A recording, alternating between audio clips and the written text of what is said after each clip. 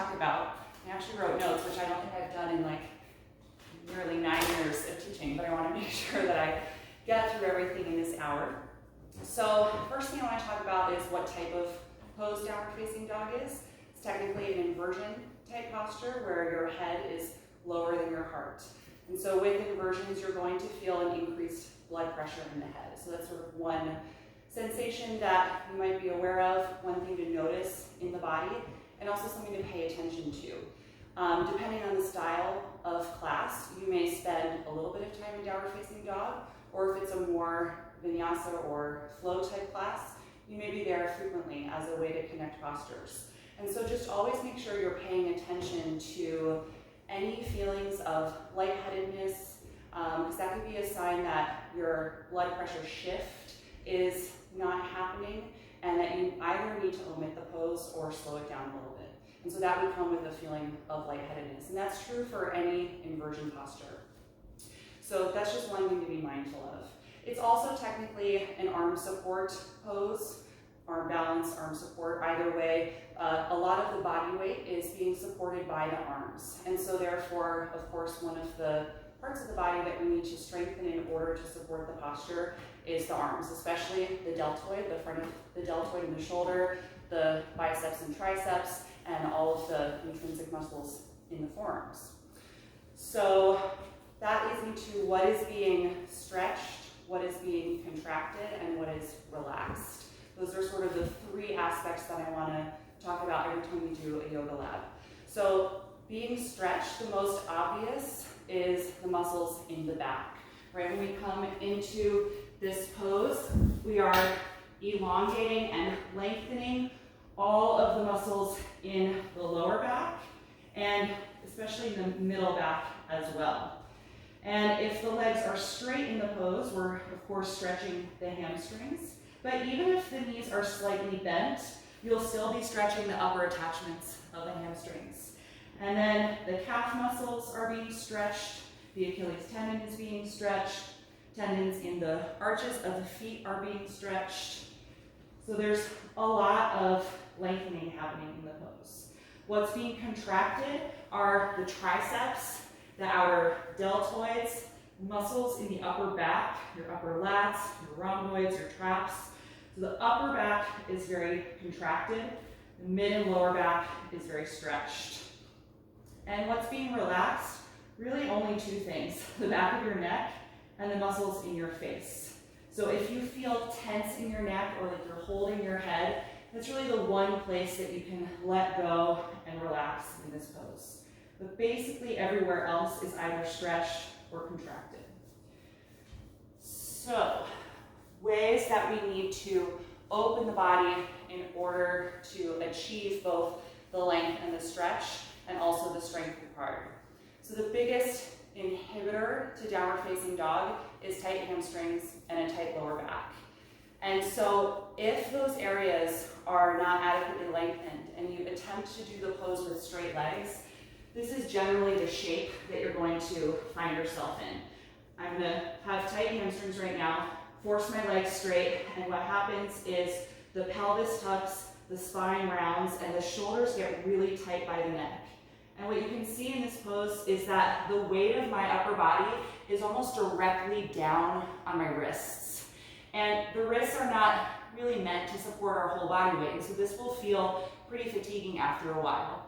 And so the biggest key to reversing this type of action in the pose is to allow the knees to bend so that you can get the weight out of the wrists and extend the spine back.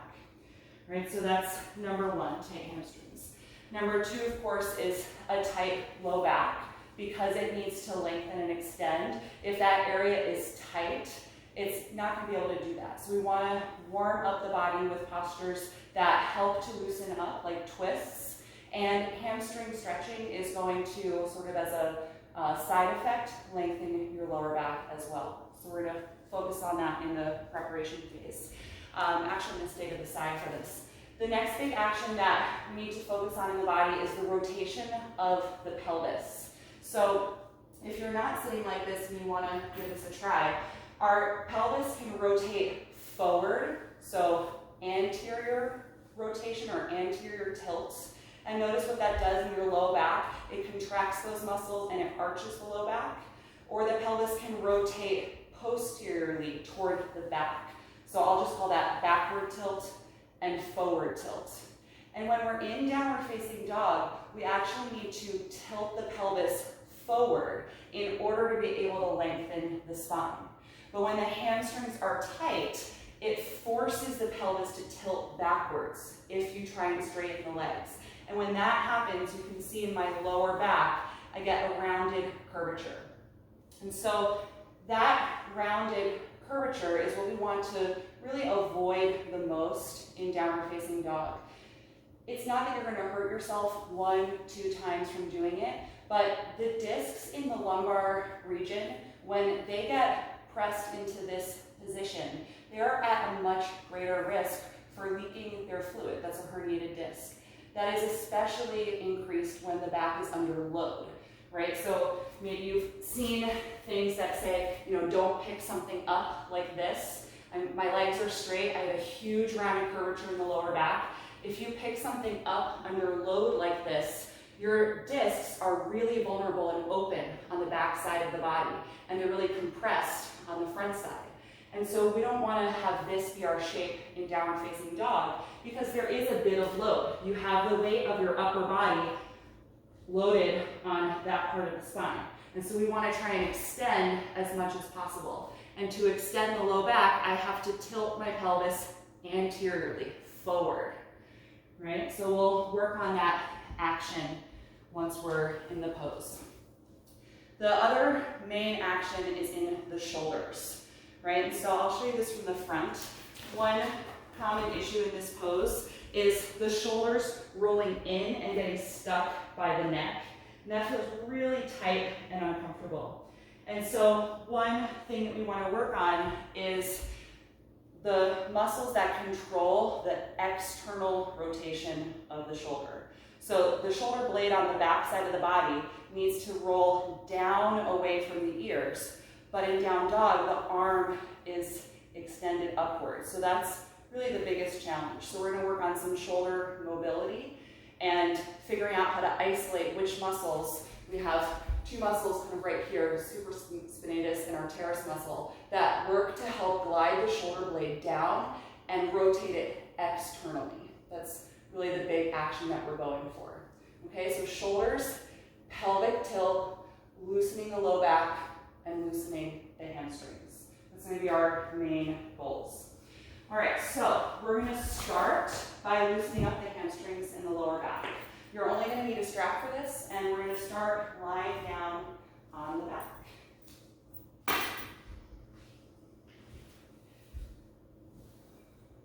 So once you are on your back, I'm going to have you let your left leg slide down on the floor. Bring your right knee to the chest and just hug it in toward you.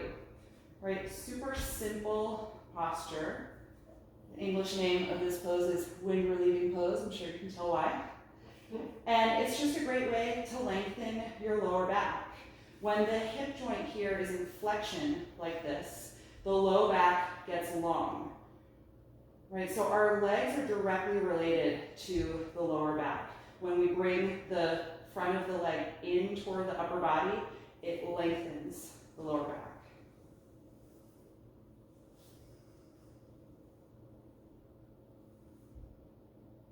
Good. Take a few more breaths here.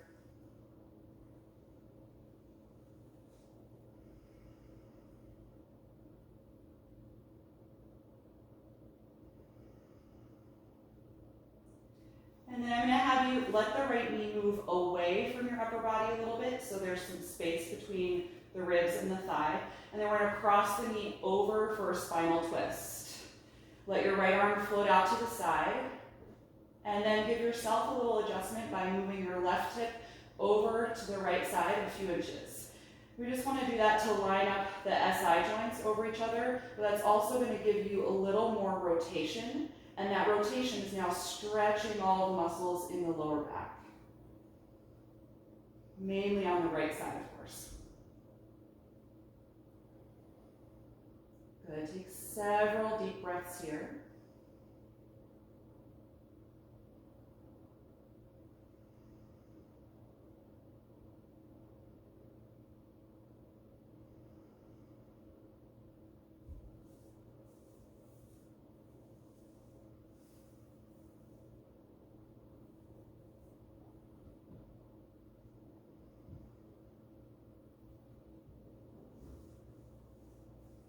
And then we're gonna unwind the twist, bend both knees and adjust your hips so they feel centered below you, and just let your lower back settle into the floor for a moment. And then you can straighten your right leg on the mat and bring the left knee into the chest. Just several breaths here, allowing the knee to draw closer to you as you exhale, and feeling your low back get long and flatter into the floor.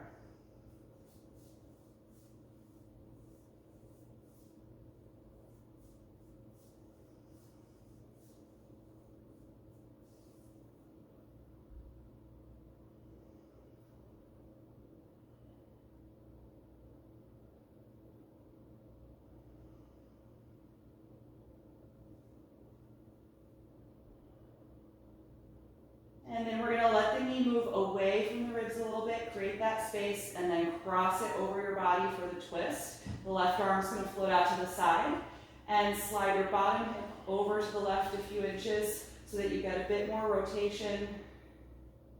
Nice deep breath, just feeling that great stretch through the left side of the lower back.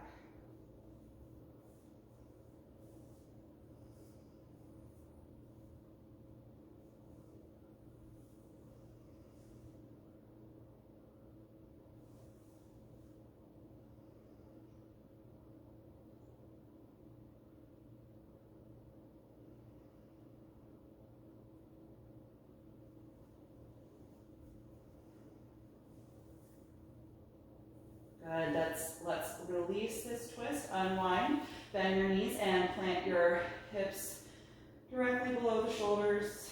Allow your spine to relax against the floor. And then we're going to take our deep hamstring stretch. You're going to grab your strap for this one. You can straighten your left leg on the floor and bring the right knee to the chest again. Lift up and place the strap around the ball of the right foot. Lie back down once you have it there and press the foot against the strap until the leg is straight. So if the hamstrings are really tight, you're going to need to go lower and longer with the strap. Right, our goal here is to eliminate a bend in the knee. And if you're not sure, check how the front side of the thigh feels. Your quadricep muscles are the antagonist to your hamstrings. So if they are contracting and feeling tight, that means your hamstring is stretching.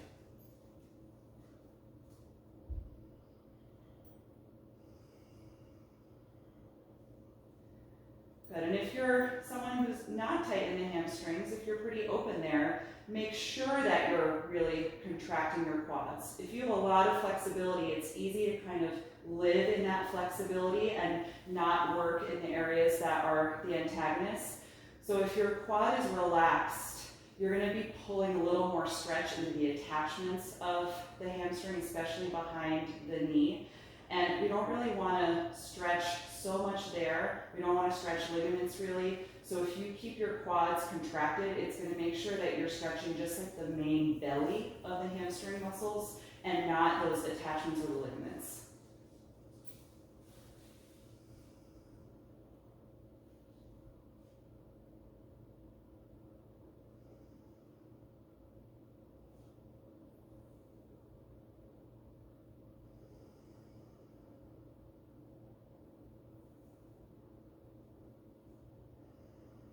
Good, let's take the strap in the right hand only.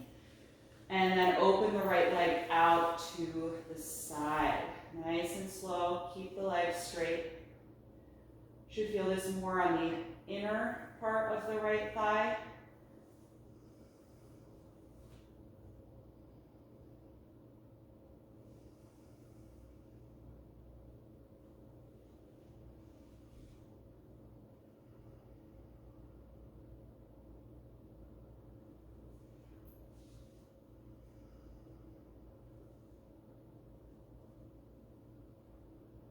The next time you exhale, bring the leg back up to the center. We're going to pause here at the center for just another moment.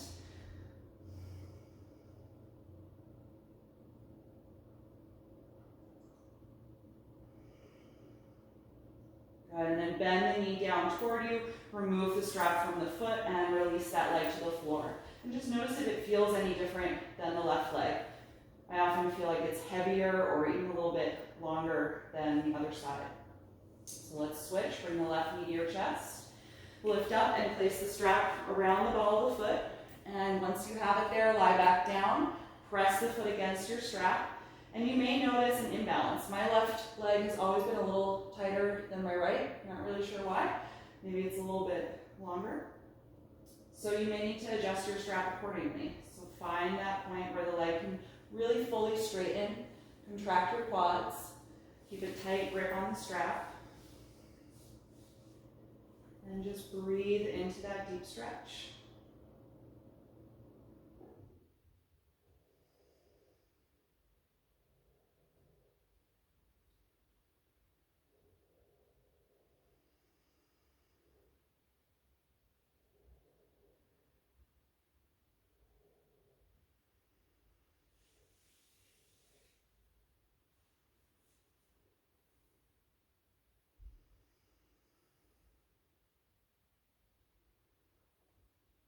And let's take the strap in the left hand only, really tight grip.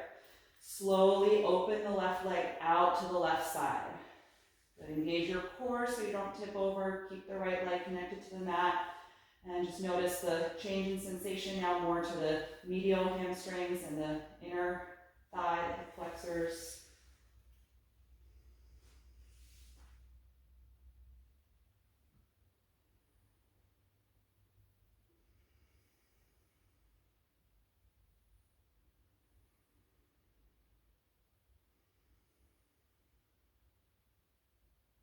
Good, let's contract the leg, bring it back up, and stay in the first position for another few moments.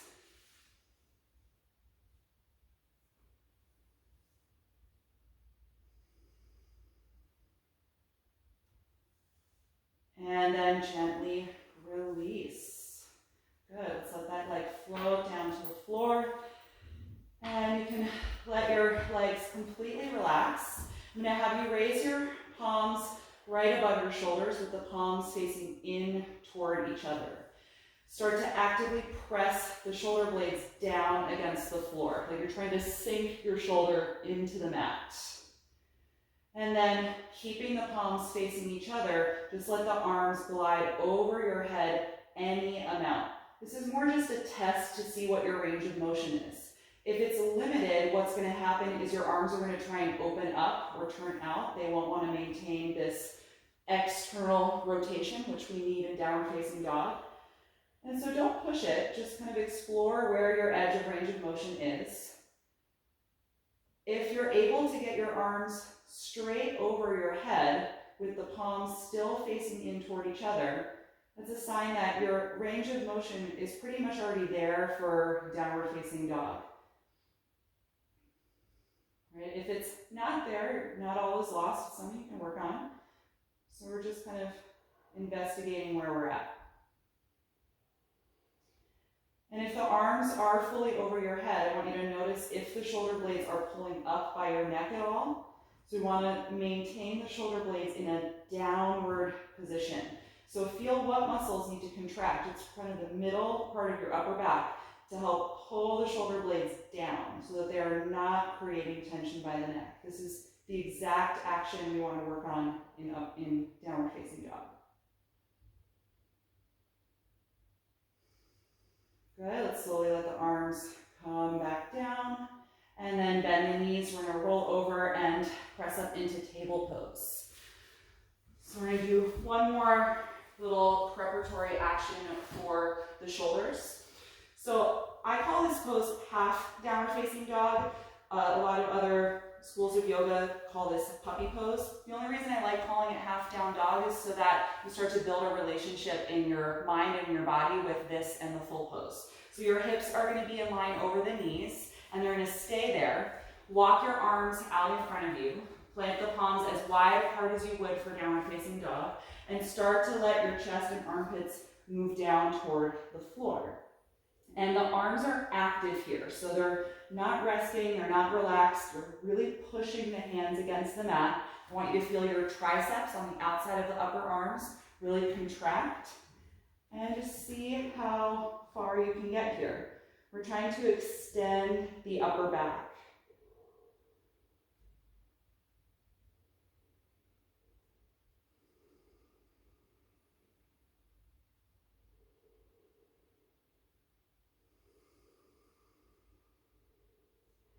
And this is a great substitute pose if you're in a class and you're starting to feel fatigued from downward facing dog, or you just don't want to be there as frequently. You can take this posture instead of the full pose.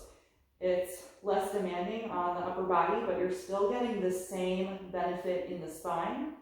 You're just not getting the stretch in the hamstrings.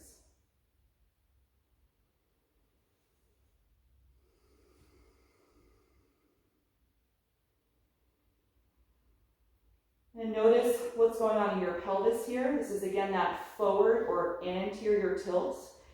I want you to exaggerate that a tiny bit. Think of lifting your tailbone up toward the ceiling. Notice how that arches your lower back. We don't want the low back to be excessively arched in downward facing dog, but when you're in the full pose, it's not going to be as easy to do this as it is here. So I just want you to notice what's required to try and lift your tailbone up toward the ceiling so that you can tap into that once you're in the full pose. Right? And you can also do the opposite. Tuck your tailbone and try and rotate your pelvis back, and notice what happens. It rounds your lower back and it contracts your abdominals. Right? In downward facing dog, we don't want to feel like that on the front side of the body or in the lower back. So practice that anterior tilt, that forward tilt of your pelvis. Or you can practice going back and forth so that you can really do that on command.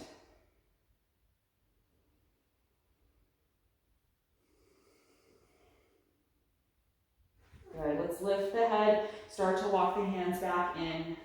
And I'm gonna have you take any sort of comfortable seat. I want to do one more thing here with the shoulders and the arms. I'm going to sit back on my heels. You can sit however is comfortable for you. So this rotation of the upper arm, external rotation, this can be kind of challenging in the pose because the lower arm has to rotate internally. We have this amazing joint, the elbow, that allows for the arm to actually go into two different directions because they are connected to each other, but they're not dependent on each other. So I want you to take your arms out in front of you, again with your palms facing in toward each other. I'll do this from the side actually. And the first thing I want you to do is engage the middle part of your upper back to glide your shoulder blades down. And then flip your forearms and palms to face up. And start to notice how we're rolling the shoulder and upper arm away from the ear. Keep that position and just flip the palms and forearms down. Or that shouldn't actually turn the rest of the arm in. So the upper arm is rotating out, but the lower arm is rotating in. And that's what we need to happen in down dog. If the whole arm rotates in like this, that's where you get that really massive ball of tension in the shoulders and the neck. Right? So external rotation in the upper arm, internal rotation in the lower arm. All right, so let's practice that in downward facing dog. I'm gonna have you come to table, plant your palms about shoulder width apart, and before we even press back, see if you can rotate your upper arms externally. For me, I think about pointing my tricep toward the back of the mat or the inside of my elbow forward. So kind of thinking about doing that will activate the muscles that we need to externally rotate the upper arm. And then also glide the shoulders back away from your neck a little bit. Now press the hips back toward the heels and lift the knees up, adjusting your feet a few inches apart. And I'm going to start here with my knees very bent because I want to focus mainly on the anterior tilt of the pelvis and lengthening the spine. And so I'm not going to straighten my legs really at all just yet. So mostly focus on the upper body right now. See if you can let your head drop so the back of the neck is going to lengthen. Really push your mat. Try and get your chest and armpits down toward the floor as you tilt the pelvis and lift the tailbone. Right? And you'll know if your hamstrings are tight or loose. If you're feeling resistance, even with the knees bent, it means that this is where you should be in the pose. I wouldn't even think about really straightening the legs. But the way you can sort of test yourself is to just ever so slightly work on pressing through the back of the hamstrings. And if you get to a point where you're at your edge and you know that if you go farther, you're gonna end up tucking your pelvis, then just stop at that point, and that's where you're gonna live. Right? The hamstrings can really take a lot of time to open up, and they may never. I mean, I really don't do this pose with perfectly straight legs. I do so much in my day-to-day life that contracts my hamstrings. I cycle a lot, and despite how much I teach yoga, my hamstrings are not, as super loose rubber bands. So I always keep a little bend in my knees here. But let's give it a break for a moment. We're gonna take child's pose. Let's take the version with the arms wrapping around the legs. You wanna give the shoulders a moment to relax. They were just extended out in front of us, so let's take the opposite position. Let the shoulder blades separate apart from one another and melt down toward the ground.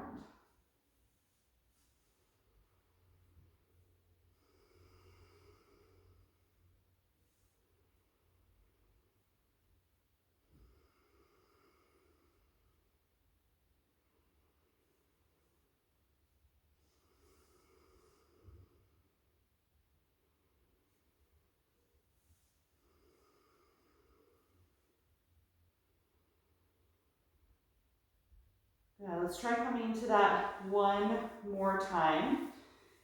And one other thing that may take time to figure out for your own body is the distance between the hands and feet. Right, I usually start in table pose and then I adjust from there.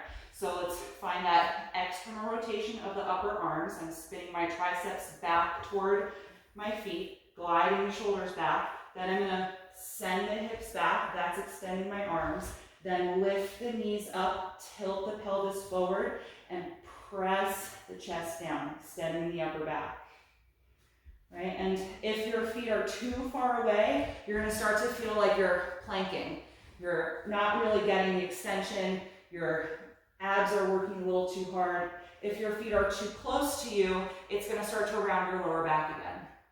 And so you have to sort of figure out what the Goldilocks position is that allows your hips to be the apex point of a triangular shape with your hands and feet being the base. Good. And maybe just experiment a little bit with how much you can straighten the knees without losing the length in your spine. It's really starting to fine-tune that relationship between the lower back and the hamstrings.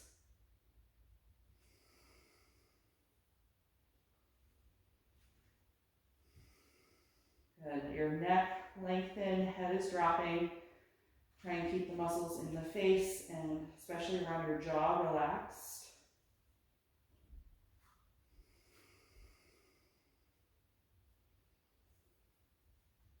Good. Exhale, bring the knees to the floor. Take child's pose once more, wrapping the arms around the legs and allow your shoulder blades to melt apart and separate.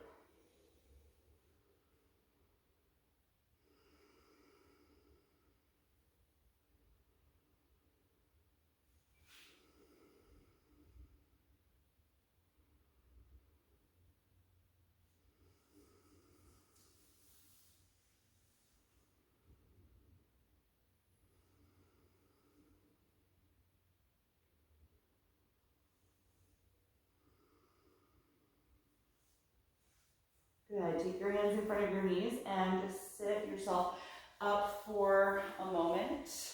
So at this point, does anybody have any questions or feedback after trying that? Anything not working for you?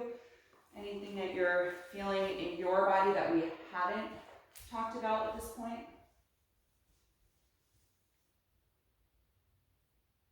No? Everybody's doing great? All right, awesome. So I just want to talk about one little variation that you can do. This is useful if you're feeling like you don't have either the strength in the arms to fully straighten your elbows, or if your hands are really sweaty, or if your mat is really slippery. If your hands are sliding on your yoga mat, it's going to put you in a position where you end up too far apart and you're not able to get the length that you need, or you're working too hard in the shoulders. So you can do a little trick of grabbing the edges of your yoga mat in your fists, pulling your mat forward against you. That has resistance depending on the type of mat you have, but it creates resistance, which is going to sort of supplement your own upper arm strength. And that can be a great way to help give you more stability in the pose if you're not able to fully support with the arms. I'm really pulling and stretching on my mat. The other thing that doing this does, even though the hands are wider apart than I would normally take them, is it does encourage more external rotation of the upper arms. So if you want to give that a try, you have to really get underneath your mat and grab it with a tight grip, pull it forward, stretch it away from you, and then try coming up into the pose again.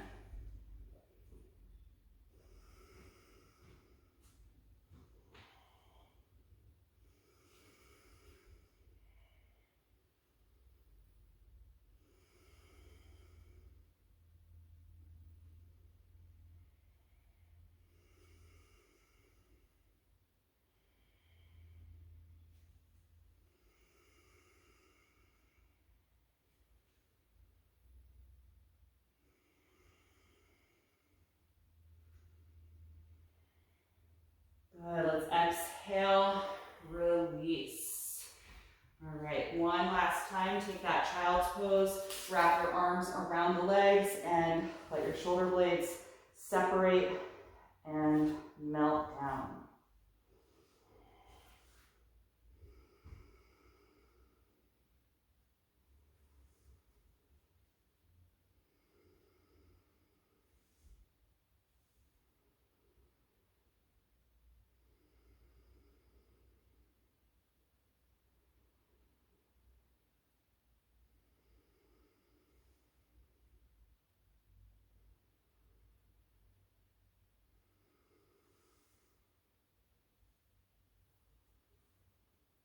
Good, come on up and take a seat for a moment.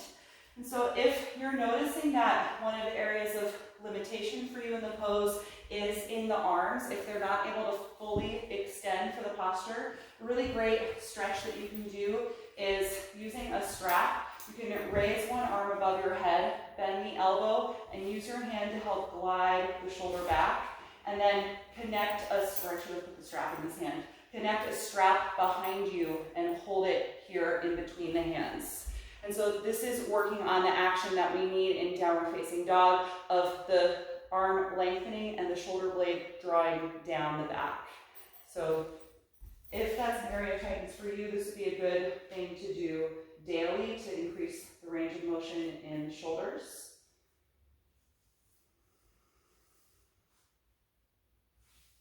All right, so that's one option. Another option, I'm going to grab a chair. You don't have to do this if you don't have a chair. I just want to show you some ways that you can work on increasing your range of motion. So to work on the shoulder extension,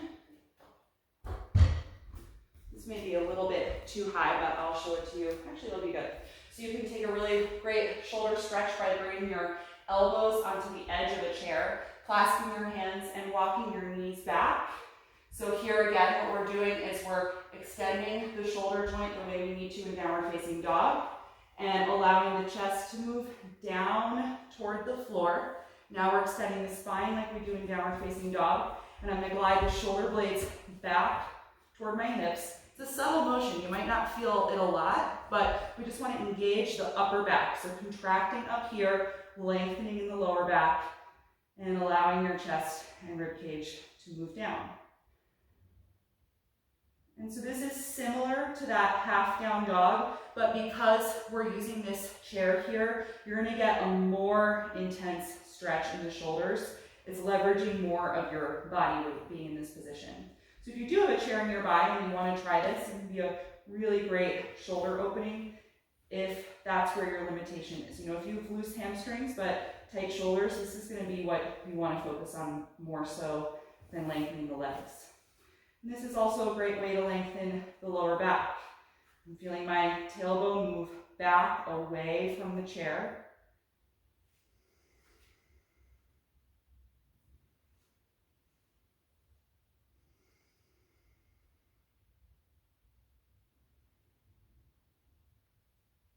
And as I get more comfortable being here, you may notice that I'm bending my elbows more, letting my fist move toward my spine, just giving my triceps a nice stretch. The triceps are so contracted in downward facing dog, so after doing that pose a few times, it feels pretty good to let them stretch here.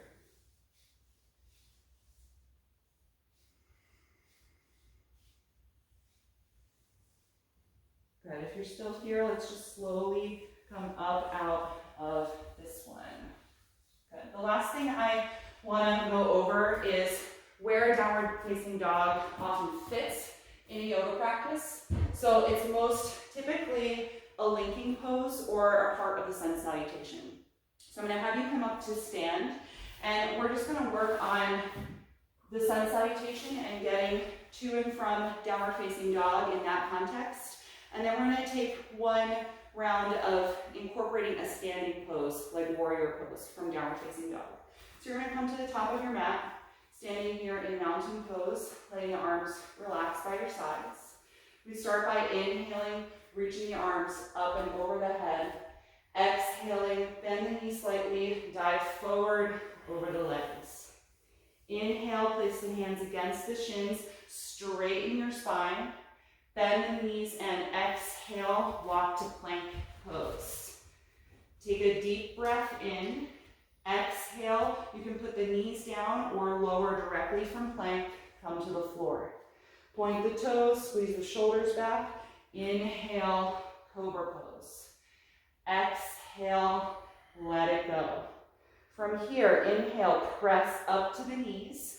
We're going to plant the palms, send the hips back, feel your upper arms rotate away, and then lift up for downward facing dog.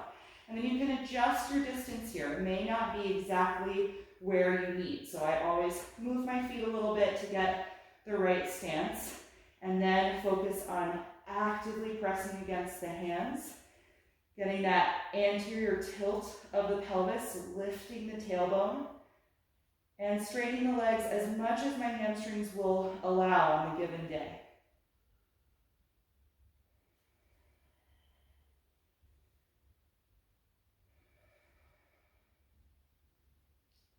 Good, look forward, take a deep breath in. As you exhale, take as many steps as you need to walk to the front of your mat. Inhale to the flat back position. Exhale, fold forward. Inhale, come up to stand. Exhale, and release. Good, we're going to take half of that again. We're going to skip the cobra part. We're going to walk directly back to down dog and practice stepping one leg forward from there, the way you often see linking to a standing pose. So we're going to inhale, reach the arms up. Exhale, fold forward. Inhale, flat back. Bend your knees, put the hands down, and exhale, start walking back and lifting the hips for down dog. And so this is so often a linking pose because the hands and feet are wide apart. We have space to step a foot forward for one of the many postures that have the feet separated. So let's look in between the hands. We're just going to step the right foot all the way up to the front of the mat.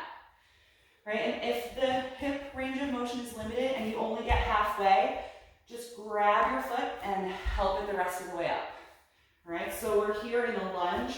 Lots of options that you can do from here, right? So very common way of linking a sequence. Let's take warrior two today. Lay your back heel down on the floor, opening the hip, and then come on up to warrior two. Right arm forward, left arm back. Really deep bend in the right knee. Spread the arms apart, reaching away from each other. You can rotate your head to look over your right hand.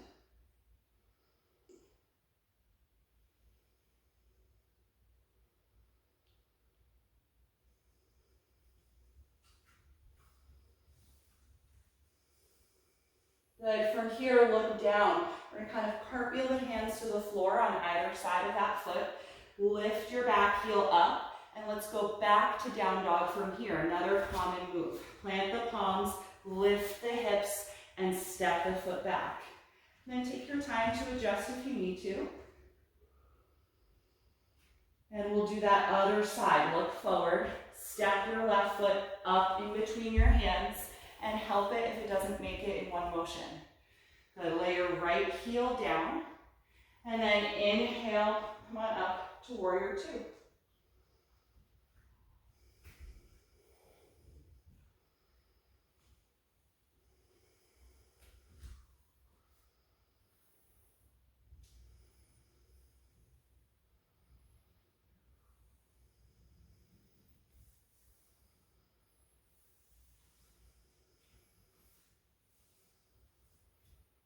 Good, look down, exhale, bring the hands to the mat. Last time, lift your back heel, send the hips back, and step to down dog. Make any adjustment you need. This will be our last time really holding the pose for a while, so focus on those main points. The external rotation of the upper arms, shoulder blades gliding back away from the neck, upper back really strong. Lengthening your spine, so no rounded curvatures. And then forward tilt of the pelvis, tailbone lifting up toward the ceiling.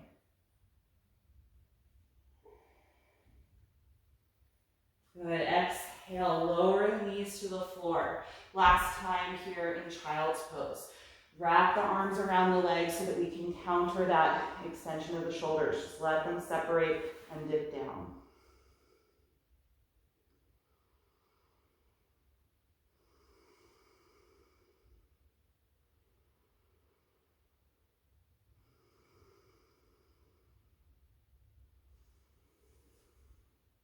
Good, a few more breaths.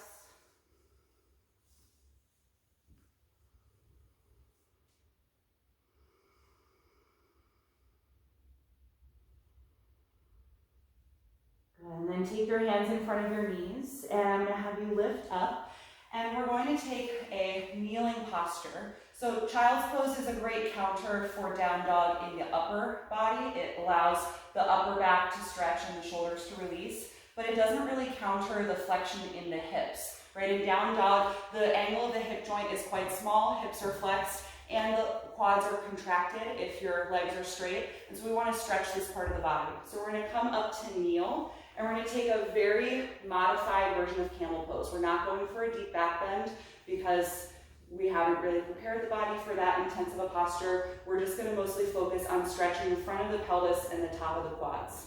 So you can support your knees if you need a little bit extra. My mat is really thick, so I'm fine where I am.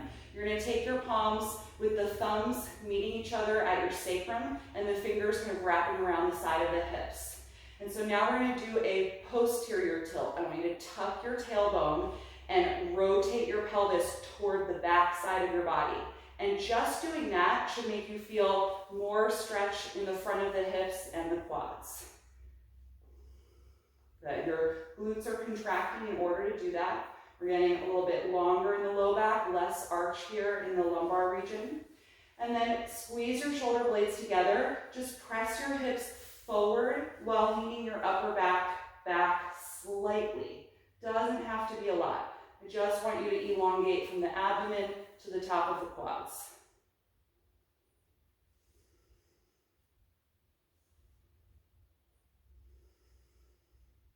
Good. Keep tucking the tailbone down.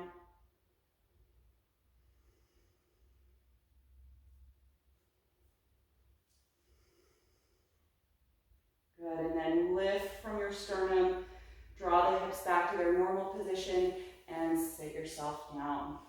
Good, let's take one more counter pose for the upper body. I'm going to sit in a cross-legged position. You can elevate your hips if you like. And this may involve a strap depending on if you can connect your hands or not. So you can have that nearby if you need. So we're just going to take the arm position of a standing balance called eagle pose. So I'm going to open my arms out to the side, cross the left elbow over the right, so we make an X here, and then join the forearms toward each other. If you can hook your hand to the thumb, then you can do this without a strap. If they don't really meet, then do this pose with a short amount of strap hanging in one hand, so that you can connect like this, right? The connection of the hands is not as important here right now because the main goal is to be spreading the shoulder blades apart from one another. So all of those upper back muscles that were just highly contracted in down dog, we now want to really stretch.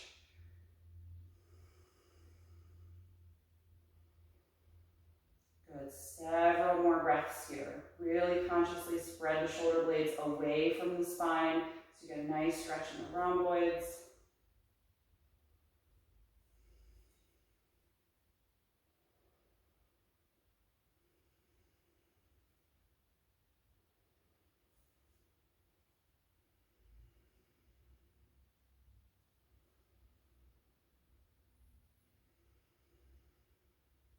Good, and then gently let that one go.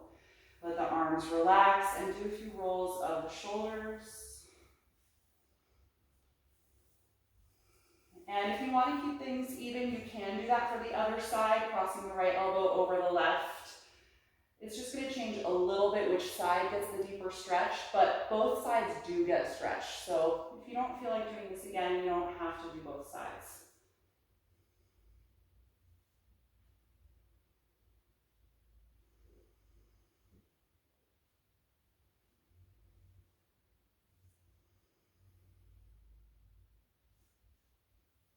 Good. Once you've done that second side, if you chose to, let that release.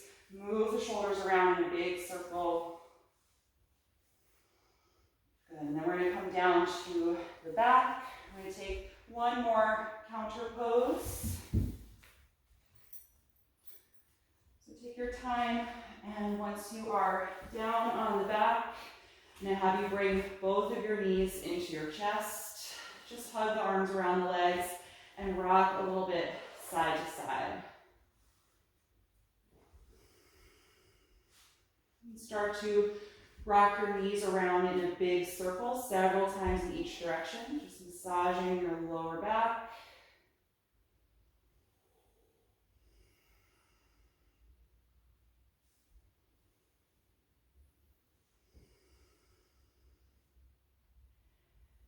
And then you can let the knees come back to the center. Separate the knees wider apart than the upper body. Reach inside of the legs to take either the ankles, or if you can reach, lift the feet and hold the outer feet for happy baby pose.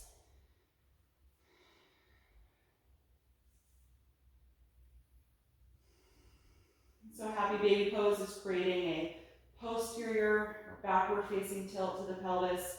You should feel that your lower back is being allowed to round here, but it's perfectly fine since you're not loading those discs. We're just giving them a nice little stretch.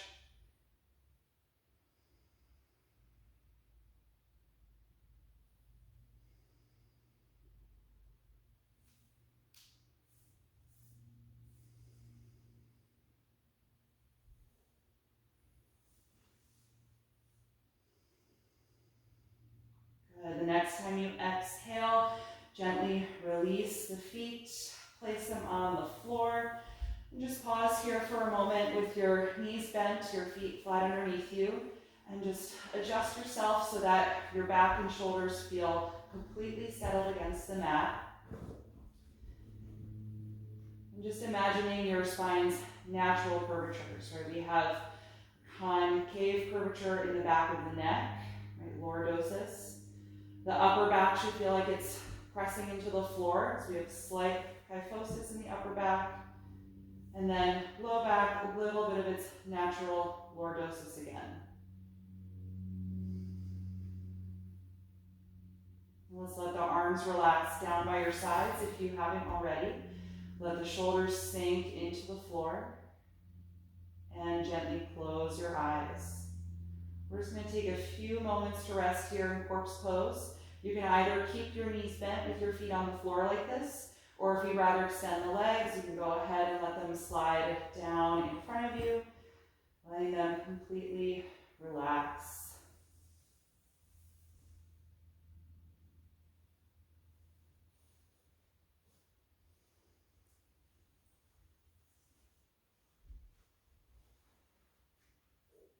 Once you feel settled here and you've closed the eyes, just take a few moments to scan through your own body, noticing how you feel right now, how your body responded to and reacted to this type of more focused practice on a single pose, and if there's any lingering active energy from the down dog practice, especially in the upper back or the shoulders, allowing that to melt down into the floor.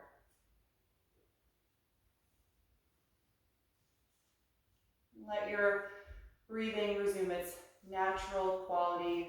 You don't have to breathe any more deeply or slowly than you normally would. Just letting the breath rise and fall naturally.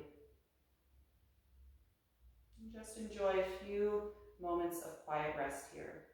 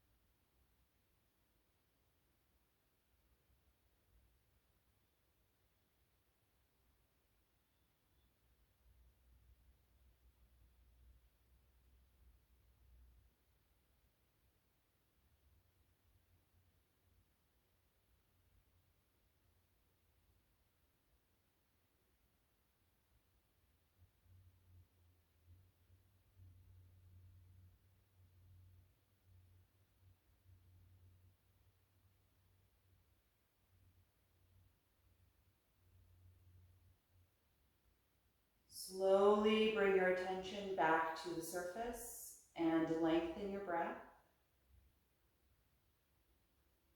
And take a few deeper breaths just to cue your body that you're about to move. You can move a little bit through the fingers and the toes, or take any other stretch that would feel good to you.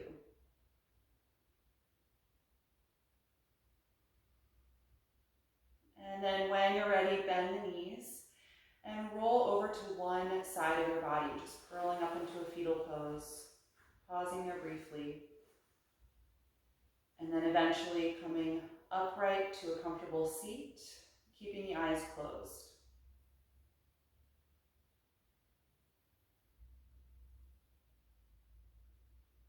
Once you are sitting, find a tall posture. Just feel your spine lift, finding the natural curvatures again. Let the shoulders relax down away from the ears. And continue to breathe more deeply so that we re-energize the body and help with this transition away from corpse pose.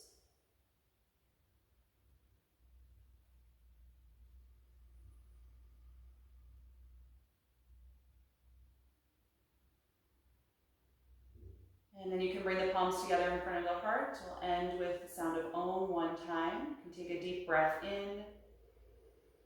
Om.